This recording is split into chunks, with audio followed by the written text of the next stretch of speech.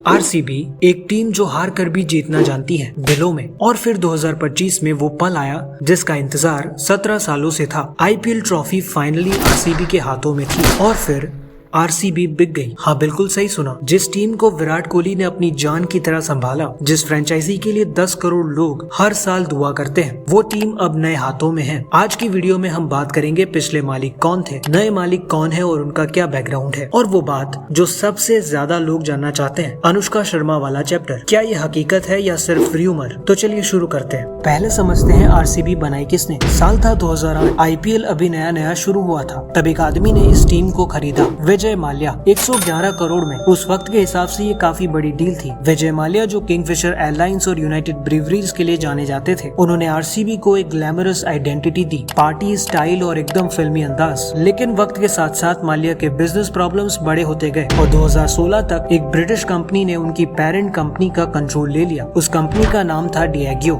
Diego दुनिया की सबसे बड़ी लिकर कंपनी है। जॉनी वॉकर, स्मिर्नॉफ, ये सब इन्हीं का है। लेकिन क्रिकेट उनका कोर बिजनेस नहीं था। उन्हें आईपीएल फ्रेंचाइजी से कोई खास लेना देना नहीं था। ये उनके पोर्टफोलियो में सिर्फ एक एसेट था। और जब आरसीबी ने 2025 में पहली बार ट्रॉफी जीती, ठीक उसी के कुछ महीनों बाद डिएगो ने ये डिसीजन लिया, बेच दो। और तब शुरू हुआ इंडिया की क्रिकेट हिस्ट्री का सबसे बड़ा बिडिंग वॉर। अब आते हैं उस चीज पर जिसके लिए शायद आप में से बहुत लोग यहाँ आए हैं। कुछ महीने पहले जनवरी 2026 में सोशल मीडिया पर एक खबर आग की तरह फैल गई। खबर ये थी कि अनुष्का शर्मा, विराट कोहली की वाइफ, आरसीबी में 3% हिस्सा खरीदना चाहती है। इस रिपोर्ट के हिसाब से ये डील 400 करोड़ की थी। सोचने वाली बात तो ये है ना कि विराट कोहली खिलाड़ी और अनुष्का शर्मा को ओनर, एक ही टीम के, तो ये परफेक्ट क्रिकेट स्टोरी हो जाती। लेकिन ध्यान देने वाली बात यह है कि ये सिर्फ एक र्यूमर है, सिर्फ र्यूमर। किसी भी ऑफिशियल सोर्स ने इस डील की कंफर्मेशन नहीं दी। फाइनेंशियल एक्सप्रेस ने इसकी खबर तो छापी, लेकिन खुद एक्नॉलेज भी किया कि ये सिर्फ एक रिपोर्ट है। और एक और प्रैक्टिकल प्रॉब्लम थी। बीसीसीआई का 2007 का एक रूल है, कोई भी एक्टिव क्रिकेटर अपनी आईपीएल टीम में हिस्सा नहीं ले सकता। अब अनुष्का शर्मा टेक्निकली कोई प्लेयर तो नहीं है, लेकिन एक प्लेयर की वाइफ तो है ना। और फाइनली जब आरसीबी की एक्चुअल सेल कंप्लीट हुई तो अनुष्का शर्मा का उस कंसोर्टियम में कहीं पर नाम नहीं था। तो ये कहानी सिर्फ कहानी थी, इसमें कोई सच्चाई नहीं थी। अब बात करते हैं एक्चुअल बिडिंग वॉर की। आरसीबी खरीदने की रेस में कई बड़े नाम थे। पहला नाम था अदार पूनावाला, सीरम इंस्टीट्यूट के सीईओ, वही कंपनी जिसने कोविड वैक्सीन बनाई। उन्होंने पब्लिकली ट्वीट करके अपना इंटरेस्ट भी दिखाया था, फिर वो चुपचाप रेस से बाहर हो गए। दूसरा नाम है अवरम ग्लेजर, मैनचेस्टर यूनाइटेड के को ओनर। उन्होंने भी अपना सीरियस इंटरेस्ट दिखाया था। कई और कंसोर्टियम्स भी थे जो इस कोशिश में लगे थे, लेकिन आखिर में एक कंसोर्टियम की जीत होती है जिसका नेतृत्व आदित्य बिरला ग्रुप कर रहे थे। तो फाइनली 16,600 करोड़, ये है वो रकम जिसमें आरसीबी बिकी। इंडियन स्पोर्ट्स हिस्ट्री का सबसे बड़ा डील। इससे पहले ऐसा कभी नहीं हुआ। और खरीदने वाला एक ग्रुप नहीं है, 4 कंपनीज का एक कंसोर्टियम है। पहला है आदित्य बिरला ग्रुप, इंडिया की सबसे बड़ी कॉन्ग्लोमरेट्स में से एक। सीमेंट,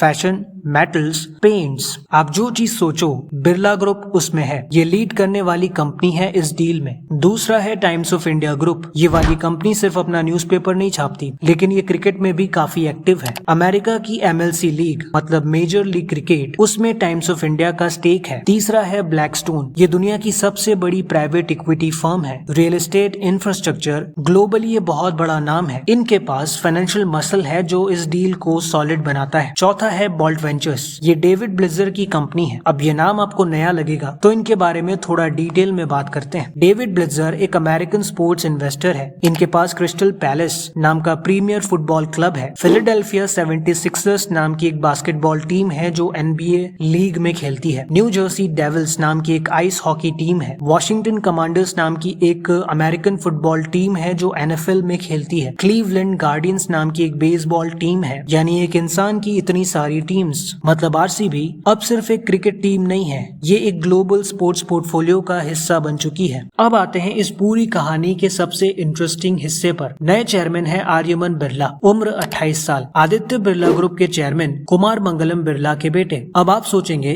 ठीक है, बिलियनर का बेटा है, चेयरमैन बन गया, इसमें क्या बड़ी बात है। लेकिन बड़ी बात यह है, आर्यमन खुद एक क्रिकेटर रह चुके हैं। वो मध्य प्रदेश की डोमेस्टिक टीम के लिए खेल चुके हैं। रणजी ट्रॉफी में उन्होंने 9 फर्स्ट क्लास मैचेस खेले हैं, जिसमें 414 रन्स बनाए हैं और एक सेंचुरी भी करी है बंगाल के खिलाफ ईडन गार्डन्स में। और 2018 में आईपीएल ऑक्शन में राजस्थान रॉयल्स ने उन्हें 30 लाख रुपए में खरीदा था, लेकिन मैच नहीं खेल पाए थे। और 2019 में सिर्फ 22 साल की उम्र में उन्होंने एक इमोशनल इंस्टाग्राम पोस्ट लिखी और कहा सीवियर एंजाइटी की वजह से वो क्रिकेट छोड़ रहे हैं। लिखा था I have felt trap, I have pushed my self through all the distress. Cricket ने उन्हें तोड़ दिया था। फिर आर्यमन ने हार्वर्ड बिजनेस स्कूल से एमबीए करी, आदित्य बिरला ग्रुप के बोर्ड रूम में एंट्री ली, ग्रासिम इंडस्ट्रीज, फैशन रिटेल, कई कंपनीज के बोर्ड मेंबर बने और अब 7 सालों के बाद वो क्रिकेट में वापस आए हैं, इस बार प्लेयर की तरह नहीं, चेयरमैन की तरह। और एक और बात जो बहुत कम लोग जानते हैं, जब आर्यमन एमपी के लिए खेलते थे उनके साथ ओपनिंग करते थे रजत पाटीदार, वही रजत पाटीदार जो आज आरसीबी के कैप्टन है, एक वक्त के टीममेट, अब एक ओनर है तो एक कैप्टन। जिंदगी भी क्या क्या खेल दिखाती है। तो ये डील एक्चुअली क्या मतलब रखती है। 2008 में आरसीबी